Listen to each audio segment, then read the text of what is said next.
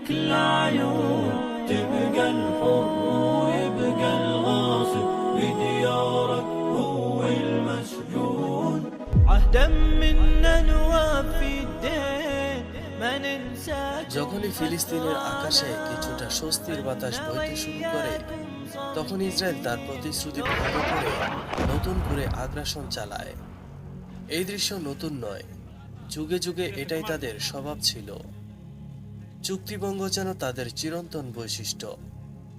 ইহুদিরা বারবার চুক্তি করেছে, আবার সেই চুক্তি নিজেরাই ভেঙেছে।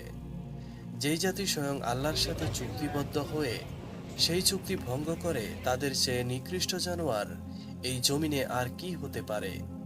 আল্লাহ তাআলা কুরআনে স্পষ্ট বলেছেন, তাদের চুক্তিভঙ্গের কারণে আমি তাদেরকে লানত করেছি এবং তাদের অন্তরকে কঠোর করে দিয়েছি।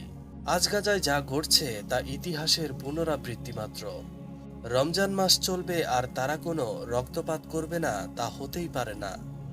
ইসরায়েল যুদ্ধবিরতির নামে বিশ্বকে ধোঁকা দেয়, কূটনৈতিক চাল চেলে সময় নেয়, তারপর নতুন পরিকল্পনা সাজিয়ে ফের হামলা চালায়।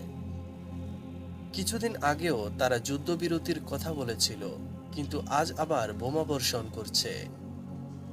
আমরা হিজরির ইতিহাসে দেখতে পাই, এই প্রতারক গোষ্ঠী নবী মুসা আলাইহিস সালামের সময়ও একই কাজ করেছিল। যখন আল্লাহ তাদের উদ্ধার করলেন, তখন তারা প্রতিশ্রুতি ভঙ্গ করে গরুর পূজা শুরু করলো। নবী মুহাম্মদ সাল্লাল্লাহু আলাইহি ওয়াসাল্লামের সময়ও তারা বারবার চুক্তি ভেঙেছে। খাইবারের ইহুদিরা, বনু কুরাইজা, বনু আন-নাদির সবাই একে একে প্রতিশ্রুতি ভঙ্গ করেছে। ইনশাআল্লাহ সেই দিন আসন্ন, যখন এই জালিমরা পাহাড়ের চূড়ায় উঠেও রক্ষা পাবে না, গভীর গুহায় ঢুকেও নিস্তার পাবে না, এমনকি পাথরের পিছনে লুকিয়েও মুজাহিদদের খোলা তলোয়ারের ঝলকানি থেকে নিজেদের নাপাক অস্তিত্ব বাঁচাতে পারবে না।